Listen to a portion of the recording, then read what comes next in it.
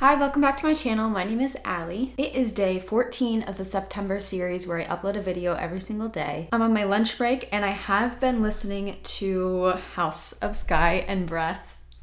Right now, I'm on page 518, chapter 47. I've been up and down with this book, mostly down, but I just know it's gonna get juicy from here on out. And I have my heart set on finishing this today. I think it's possible, and I kind of want to be done with it and start dreaming of the next book that comes out in January. I will be keeping this spoiler free. That being said, I already have kind of been spoilered for something, which is my own damn fault for waiting this long to finish this book, really. No, I take that back. It's the TikToker's fault for not saying spoiler warning. And I feel like there's a very big obvious thing that I'm hoping is something else because it's so obvious that it's almost insulting. Without spoiling anything, this is basically a fantasy mystery with a whole bunch of characters, a whole bunch of point of views, lots of different creatures. There's a whole government involved and a rebellion, and there's literally too much for me to even explain the specifics of. Not even because they're spoilers, but like, wow, this book is more complicated than it needs to be, but also I love it because of that. My issues with the book so far have been the too many characters' point of views. And like, we can't even get through a whole scene without breaking it up into a bunch of different pieces and then putting someone else's story like in between. Our main character, I say with quotations because I don't know that that's even true anymore, Bryce, who I loved in the first book, she'll go somewhere to ask a question about something and we won't get to the end of it because suddenly we're in her brother's point of view when he's dreaming or something seemingly random but probably very important, and then we'll jump back and forth and I don't like it. It's also weirdly smutty, and I say weird because the first one wasn't smutty and then this one is very, I say smutty, I don't mean that there's a lot of sex happening, it's that when spicy things are happening, it's told in a very smutty way. It's very crass and just filthy, honestly. And part of me loves that because I'm a smut girly, but also it just feels kind of weirdly put in here because it wasn't in the first book. I don't know how I feel about that, but I would rather have smut than not smut. I do find though that this book being 800 pages, the extensive filthy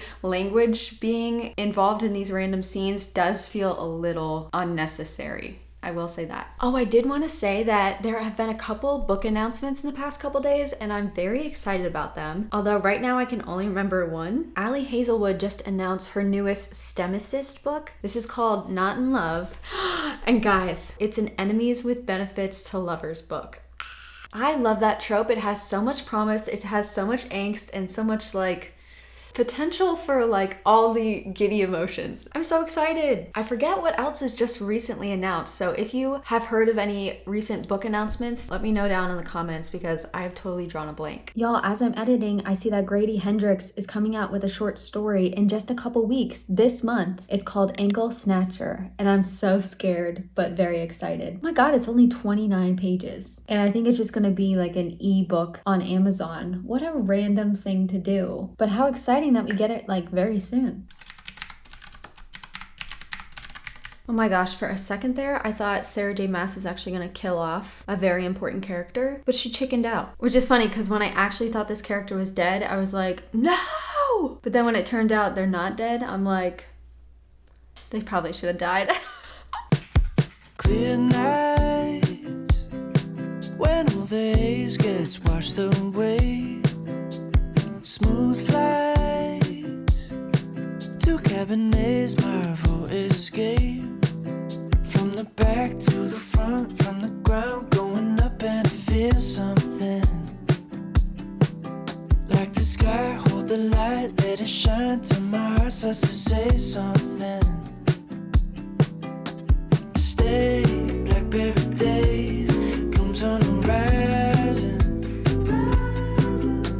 All right, I'm on chapter 68. I have about 70 pages left. Oh my gosh. I'm gonna read them right now, but some things I wrote down on my sticky note while I was working and I couldn't talk to you. I said that I hate how Bryce always does shit without telling us. She did this a lot in the first book and she's done it a few times in this one where she does this badass plan, but we find out about it as it's happening, as it's like unfolding. And she turns to all her friends and she's like, yeah, I'm a badass. And it just feels like betrayal because I would like to be on the inside of her plans. I want to see her execute these things or like painstakingly set them up. I also said that I don't understand how power works here, and that's I can't really get into because it's kind of a spoiler, but there's some shit in here. Actually, there's quite a few things in here that makes no sense at all. And that's not the point. And I feel like when I read a big fantasy book like this where there's so much shit going on, I kind of have to not question the specifics and I just have to go with the ride. I feel like they're making that harder and harder because power is becoming more and more a part of the central plot. So the fact that I have no idea how it works or can be shared, like I just don't get it. It's becoming a problem. And then Danica, my God. First of all, Danica is my favorite character. No, Danica and Bryce's love for each other is my favorite character. But goddamn, that girl kept so many fucking secrets. I finally can say that if I were Bryce, I would be a little fucking pissed at my friend. Like, damn, why couldn't she just, ugh. It really does feel like a betrayal, and my apologies to Bryce, because I remember in the first book, her anger towards Danica, I was like, it's gonna be okay. Like, just trust that your friend loved you. Now, I'm like, damn, that was harsh, Danica, come on. Also, if you have sex in a dream, does it even count? I don't know if it does. I do like how the Viper Queen is slowly getting more screen time on this book, and those are all my thoughts right now. Ding. All right, I'm gonna finish this now. Wish me luck.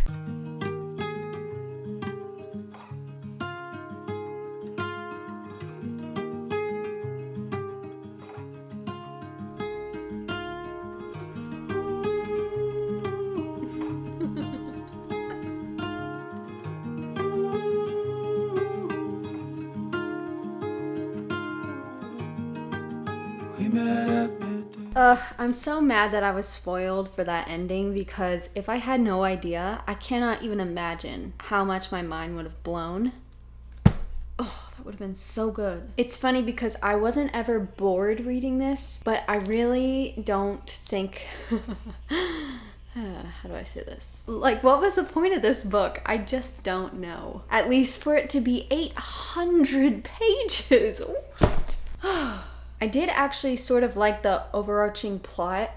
My camera overheated, so now I'm doing it old school on my iPhone. I don't remember where it cut off though. I was surprised how much I liked the mystery reveal. I didn't think I was gonna care about it at all, and I actually thought it was pretty interesting. That being said though, why was this 800 pages? I do not know. Also, I was very confused at the end because, like in this whole book, there were so many different storylines happening, and one of them, I could not tell you why those characters were there or what they were doing or what that purpose was. Could not tell you at all. So all in all, I'm glad I read this. I wish I had read it when it first came out. I will be reading the next one the weekend it comes out before I can see any spoilers. And it might be difficult to force my way through those, I'm sure, 800 pages, but I'm gonna do it because I know that I want to know the story. Sarah J. Maas really knows what she's doing though, because right now all I want to do is read this third book, even after, I don't know, I feel like I gotta give House of Sky and Breath a 3-star, because as much as it was entertaining and I do love these characters and I love this world and all the stuff in it, this was such a random time, but it wasn't unenjoyable. That's very impressive by itself, but like, damn, I want to read this book right now. I just know that when Sarah J. Maas thought of that one plot point, she was just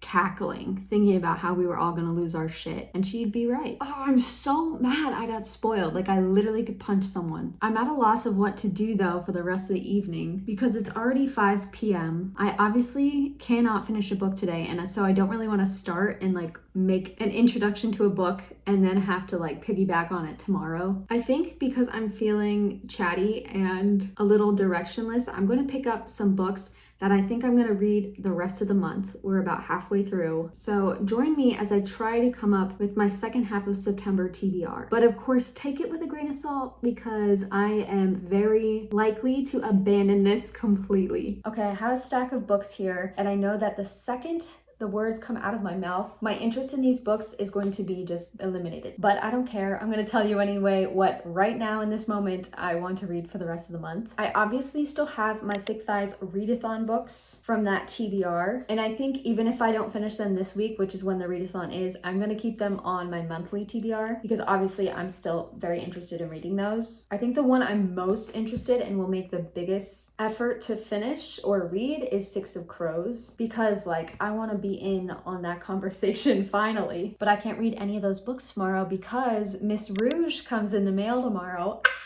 I am so supremely excited for this book. I cannot wait to read it. And then next week, I'm gonna get Black Sheep. Definitely want to read that this month, just because I know everyone's gonna be talking about it. 3 books I definitely will be reading. I'm buddy reading this book with my friends on a live show either this weekend or next weekend. I should probably figure that out. This is gonna be a quick and smutty read, and I'm so excited. It's alien smut, and I'm ready for it. I need like a quick, fast, fun read, and no better way to do that than to read with a bunch of your friends and like make fun of a book or fangirl over it. Maybe we'll end up like absolutely loving this book. And then I have 2 book club books I want to read: Vampires del Norte for the 4Bs book club, and Monstrelio for the Literally Dead book club. This is a 6-star prediction, and I'm so excited. I feel like I'm sort of in a thriller mystery mood, and so I think I will be picking up Local Woman Missing in the next couple weeks, because I don't know why. I don't often crave a mystery, and I'm just craving one right now really bad. And if I'm in the mood for something lighter, I have Tom Lake. This actually might be kind of sad. A nice literary fiction. I have the audiobook all ready to go, narrated by Meryl Streep. And then I have 2 romance options here. Heartless. This is like a small town ranch romance. And then The Dead Romantics, which everyone raved about last year. I still haven't read it. Ashley Poston's newest book, The 7-Year Slip, I've heard